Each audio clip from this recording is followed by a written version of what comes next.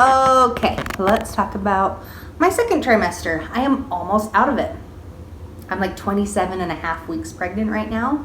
So I think my second trimester ends in just a few days, right? At 28 weeks, it's crazy. This is really just for me trying to document my experience so I don't forget it. Pregnancy has been something I have worked so long for, and I just kind of want to relish in the memory of it so that I can remember what went on. I released a video about my first trimester already. I'll do a card, one of these corners, if you care to watch it. But I'm going to talk about my second trimester in this one. So I remember thinking that my nausea would totally pass by week 12. Again, I was pretty lucky that my nausea wasn't too intense. I never had to go on like medication for it. But as long as I stuffed my face full of a lot of carbs, I usually felt decent. Stu and I are usually a couple that like falls asleep cuddling, but ever since I've been pregnant, it's been like, you stay on your side of the bed, I stay on mine. I don't want anything touching me while I sleep. And every night he still asks like, do you want to cuddle as we go to sleep? And I'm like, nope. Which I miss cuddling him. It's very soothing and calming, but there is still just this physical reaction of like, I don't want to be touched as I'm sleeping. I don't know. Stu's birthday was at the end of May. I can't remember how many weeks I was at that point, but I was past the first trimester.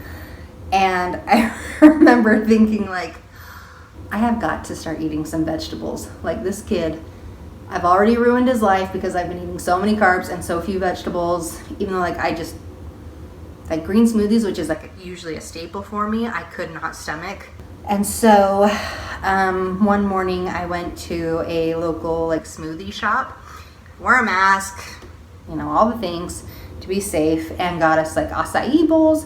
And then every time we go to a smoothie shop, we've made it like a tradition that we always get a wheatgrass shot, because wheatgrass is just full of so many vitamins.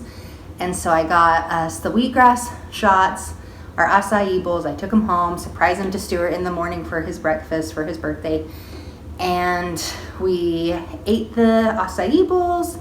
We took the shot of wheatgrass juice. And then we did like, well, for his birthday, since we couldn't go anywhere or do anything, I said we were going to Hawaii. And I at one point drew a bathtub for him, and that was the ocean. And then another time we went to go see all the pretty scenes of Hawaii. Again, not Hawaii at all. What it was is we just went for a drive up the mountains that we live near. That was our scenic pretty drive. Then we painted like Hawaiian landscapes on some canvas. Anyway, so after we had the wheatgrass shots, I said, let's go for the drive. So we went for the drive, and it was on the drive, like winding up the mountain, that I was like, oh my gosh, I feel so disgusting. And I was like, Stu, I think you might need to pull over. I need to throw up. And he was like, there's nowhere to pull over. Like there's cars behind, like every which way. Like there's nowhere to pull over. So I'm like looking frantically in the car, like I'm going to throw up. And so Stuart found, like he's trying to drive and look for like a garbage bag, and he finds one and throws it in my lap. And I like, without being too gross, like violently vomited profusely into this bag. Oh my gosh, for like several minutes. So I haven't had wheatgrass since. That was disgusting. It's fine. Another thing too is like, again, I talked about this in the first video, how we've, been in lockdown pretty much for the entire pregnancy. But anytime we do go anywhere, if I go to the doctor's office for appointments, or I need to run into the store to grab a prescription or whatever, I always wear a face mask. And the thing is with, everybody knows wearing a face mask makes you warm. But not only that, like at the time Utah was moving into its warmer months anyway, so it was like extra heat. And so wearing a face mask would make me so nauseous. Most of the time, if I ever threw up, it was because of the heat, and I realized that was a trigger for me, at least in the first few months. I would say my nausea didn't fully pass probably until like week 18 or so. But there were so many times I would get really sick wearing my mask. I'd have to like find somewhere to go vomit rip it off, throw up, and then put my mask back on with like vomit breath. That was wonderful. Other things in my second trimester, my subchorionic hemorrhage finally like cleared completely by week 19. That was a relief. Had our gender reveal at about week 16. And again, with that, Utah had just opened up. It's like you can do small crowd gatherings. And so we did the gender reveal, and then right after the number started spiking. So we haven't done anything since then. We've tried to be careful. I still feel like I get crampy, and at first it really scared me, like everything. But my doctor, again, said he thinks it's probably the endometriosis stretching, and then also round ligament pain, which I do think I experienced. And I think honestly just like the weight of my stomach and the baby just kind of like pulls on the muscle. And so I think that's where that pain comes from. I feel like my eating habits have returned back to normal. I can eat vegetables just fine, meats just fine. Yeah, I feel like I'm eating pretty regularly now. Probably still too much, but whatever. Oh, but the one thing that I have noticed is that I have been very achy. Stu tells me it's because I'm having a geriatric pregnancy, bless his heart. And as much as I want to be like, how dare you call me, I'm old. Thing is, I'm mid-30s, and I would imagine being in your 30s versus being pregnant in your 20s probably does feel different. So either way, my ribs hurt, and when I sleep on my side, which I try to always do 100% of the time, so when I'm laying on my side, I just feel like my ribs are like crushing each other. So then I'll switch, and then they just smash each other back and forth. My doctor actually said that it's tendinitis, that it's the abdomen muscles pulling, and it's pulling on my tendons as well, and so it's creating tendinitis in my ribs.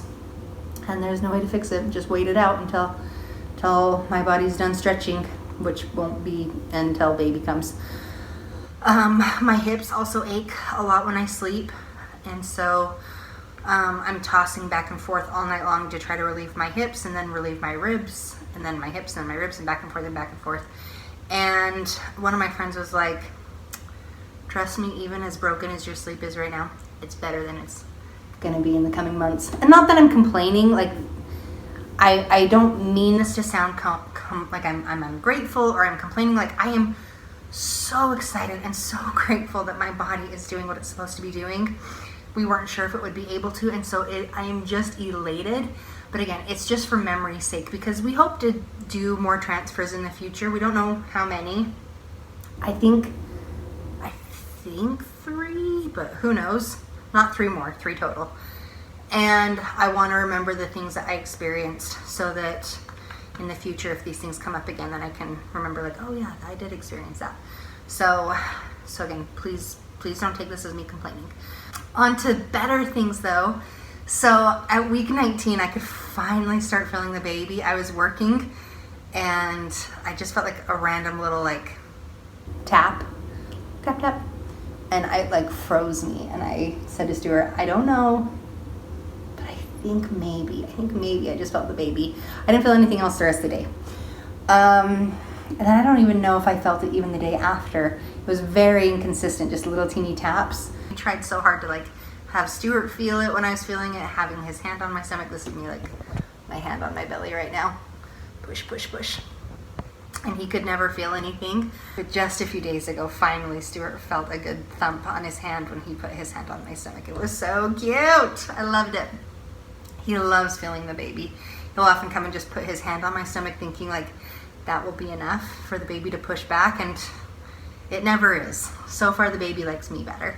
Just kidding. But he won't just come and kick Stu's hand just if he puts his hand on it. So I usually have to tell him, like, okay, I'm feeling something, hurry and put your hand on. And most of the time, like once Stuart puts his hand on my stomach, the kicks stop.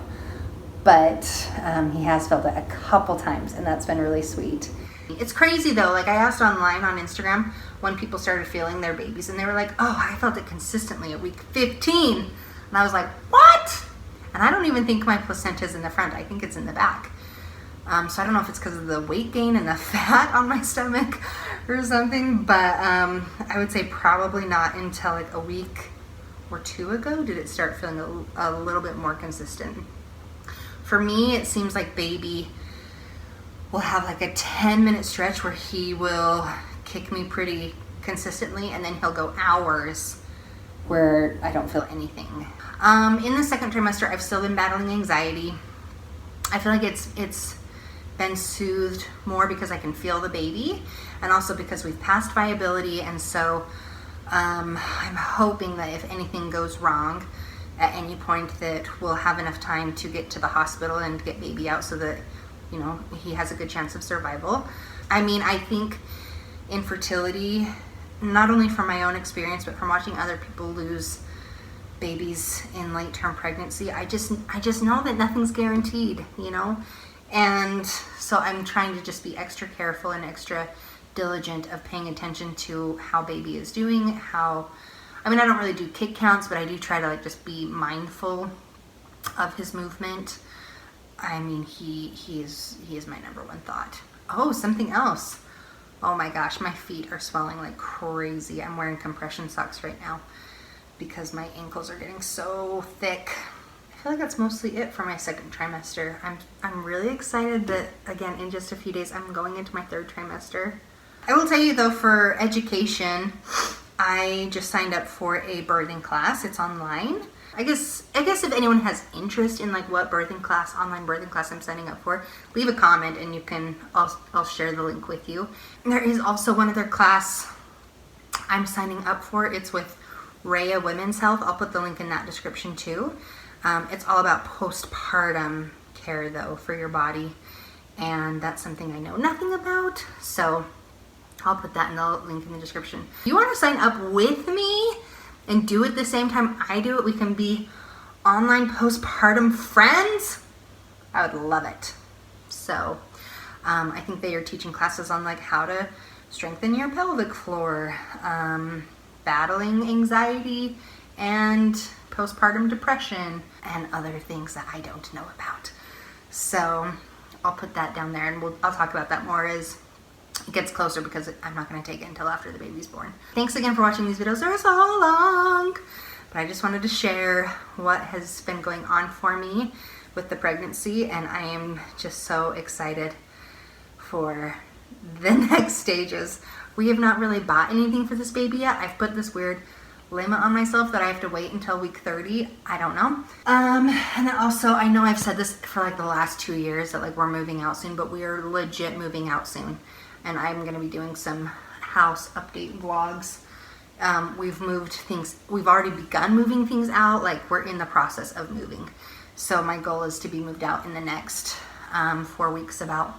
So then that way in October I can just like sit and chill leading into like the last month of the baby's gestation.